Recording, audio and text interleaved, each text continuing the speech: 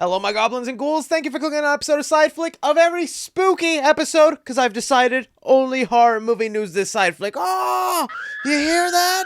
That's your mama getting spooked. Or something else. Actually, close the doors, put your headphones on, and just don't look outside. Some of the things we're going to be diving into here today, guys, is we have our first poster for Terrifier 3 revealing to us we're getting a Christmas movie. We got the reveal that the Black Phone 2 is happening. Chucky and M3GAN having a face-off. Really, that alone was so much more. So I'm going to need you guys to give me your opinions down below with everything we discuss here today. Some quick off-the-top things. I finally went ahead and did the Michael Myers Fortnite stream I promised you guys. He was added to the item shop just a day or two ago. And if you head over to the Clips channel, you can watch a highlight reel of my gameplay. I tried challenging myself and only using my knife, and you're going to be surprised how far I got in the game with just that. And stay tuned on the Clippity channel, because since I made this Side Flick mainly horror movie news, there were a couple of Marvel rumors concerning like the Marvel's post-credit scene, Thor 5. Heck, as I'm recording this Side Flick, they also dropped the first look at the upcoming live-action Snow White movie. I'll be posting my thoughts on that at the Clips channel. Speaking of which, you guys did help me reach 600k, and I'm planning a 600k video where I'm going to be unboxing something that's been long overdue on this channel, and I finally pulled the trigger.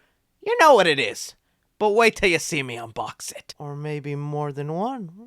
But first, I want to go ahead and thank the sponsor of today's video, Jarritos. You guys already know how much I love drinking a good bottle of Jarritos, coming in 12 different flavors, anywhere from strawberry, mango, grapefruit, lime. In October specifically, I'm doing a lot of horror movie watching, and the thing that pairs up nicely with my bowl of popcorn, it's Jarritos. There is something about it coming from a glass bottle that I swear makes it taste absolutely different. Maybe it's also the fact that it's made with real sugar, no high fructose corn syrup, all natural flavors. I recommend you click the link in my description and you get yourself the variety pack of the 12 flavors located at your local grocery store. If you use the link in my description, you'll be able to find a map of where they sell Jarritos around you, and I'm telling you, you're gonna want to drink this. By supporting Jarritos, you'll also be supporting me, and that means a lot to me. Thank you again to Jarritos for sponsoring today's video. But with that out of the way, let's jump into the movie news. So it was just revealed moments ago today that we are going to be getting a sequel to the Black Phone. It got reported here that we can expect to see the movie come June 27th, 2025. And if you're as shocked as I am, the fact that we're getting a sequel to this movie, wait till you hear this. They're saying here,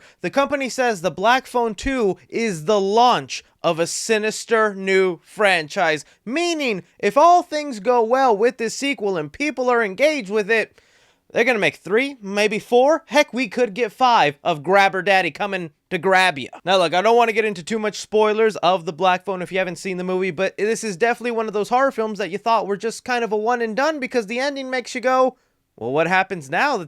That's the ending of the story, right? I don't see where else you could go with that, but we did have one of the writers comment about this. One of them responded with the news saying, I'm only going to make a Black Phone sequel if we have a really great idea. Phone rings, Joe Hill. So I've got a really great idea. Me and Scott 30 seconds later. So we're making Black Phone sequel. Kind of just letting us know whatever idea came to mind for this sequel, it's a good enough to warrant a sequel and a whole franchise. I don't think it's that big of a stretch to wonder what they could do. Don't forget, this is a world where dead kids come back to life in ghost form to help out the main character. If some big important character were to die at the end of this movie, I don't think it's that big of a stretch to wonder that they could come back in ghost haunting form and end up maybe becoming more powerful than we thought. Then that could be kind of fun. Imagine if the Grammar ends up becoming like Freddy Krueger of phones, where he just shows up at every phone call wherever you're at. So you know what? I'm willing to give it a chance based on the premise, but yeah, everything's got to be a horror franchise, and I like it, okay? Deal with it. Something else we constantly hear every year is going to eventually happen, and we just take baby little steps towards it, is Trick or Treat. We had recently Michael Daughtry, the creator of Trick or Treat and director, give us a small update, as he likes to do yearly around Halloween, about what's going on with the sequel. Things are getting close. A couple of details that he's let us know is he's saying the script is great, which is good to hear. Further elaborating, he says, I will say this, because we said it last year at the Beyond Fest screening, the sequel is in active development with Legendary. I'll go as far as to say that we have several drafts of a script. I brought back the same storyboard artist I mentioned before, Simon Wilkins, so we have a stack of storyboards and a good fat stack of concepts art done by Brehan Burns as well. So it's inching along. They've been wonderful, like like great collaborations, but so much of it is timing. As you may know, we just got out of a strike, so the next step, fingers crossed, would be looking at budget, of course, scheduling, and all the rest. So yeah, right now they are hard at work and trying to make it happen. The other only little tidbit that we got that should be kind of exciting here, because obviously if you want a sequel to Trick or Treat, even though it's just a compilation of random Halloween anthology stories, you gotta have Sam in there, which I'm sure they have planned to. But they got an enemy for Sam this time around. In one of the interviews, they said here, the working title is Trick or Treat 2, and we came up with a proper nemesis for Sam that would give Brian Cox a run for his money. So if Trick or Treat 2 finally eventually happens, we're gonna have Sam face off someone awesome. Fingers crossed that the movie gets made and we could get it in the future, but if not, hey, I'll see you next Spooky Mama month with another update on the sequel, I guess. Do you think we'll ever get to see Trick or Treat 2? Something else that came out of left field that I'm like, what are you doing here? What's going on? This could be great, this could be awful. I don't know, but I want it. Don Mancini, the creator of Chucky and the Child's Play franchise, was recently doing an interview as they had just wrapped up on part 1 of season 3 of the Chucky TV series, which, hey, gotta say, I'm kind of enjoying season 3 so far. But they were asked about the whole Chucky versus M3GAN situation and that phenomenon. And although I always expect him to joke around and be like, yeah, Chucky could definitely beat her up. He does the same thing when he talks about Annabelle. He's like, oh, Chucky and Annabelle, that'd be awesome. But the difference here when he talks about Chucky versus Annabelle is that's two different studios. You know, Chucky's at Universal right now and Annabelle's in Warner Brothers. It's kind of hard to get a crossover going when two different studios are in the property. When it comes to Chucky and M3GAN, they're both under Universal. They could easily work out something where a crossover is very likely, and looks like maybe something is happening. When doing an interview with Variety, he was asked about the idea of Chucky versus M3GAN, and his response was, I would say, stay tuned. Mancini even elaborated further in this interview, saying how the newest season of Chucky deals with Chucky getting older, you know, withering down, that maybe he would look at a doll like M3GAN, who's more superior high-tech AI, and could get a little jealous, or maybe wants to take over that doll body. But in my honest hearts to hearts, could I actually see M3GAN and Chucky getting it down?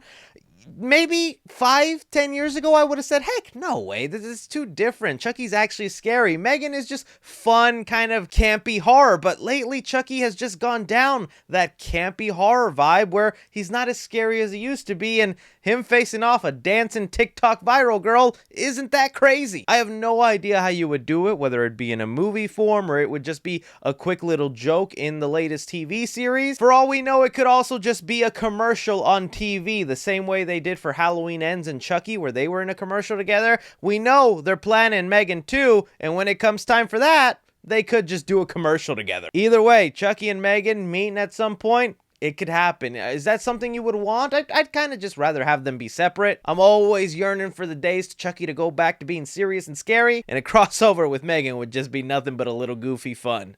But I guess it would be fun. I don't know. I'd love to hear from you guys. Moving on here, something quickly I wanted to talk about here concerning Friday the 13th. Since we are going to be talking some Terrifier news, the director, Damien Leone, went ahead and let us know that he's someone that's trying to make a Friday the 13th movie. And usually I wouldn't talk about that when a director or an actor out there says, I want to do this movie, I want to do that, because at the end of the day, just because they say they want to do it doesn't mean it'll always happen. But we have something different here. He said here, believe it or not, I've gone to talk to some people who are execs, who are in charge of that franchise. I think I'm still a little too obscure on that Hollywood list of people that would approach to direct that film. That already, I think, brings it closer than someone just saying something. If he's talking to execs and people who run that franchise, he could be closer than we think. I think it would also be giant news if whenever we finally get a Friday the 13th reboot or remake get made, the headlines reading Terrifier director directing Friday the 13th, I think would make a lot of people happy. He's someone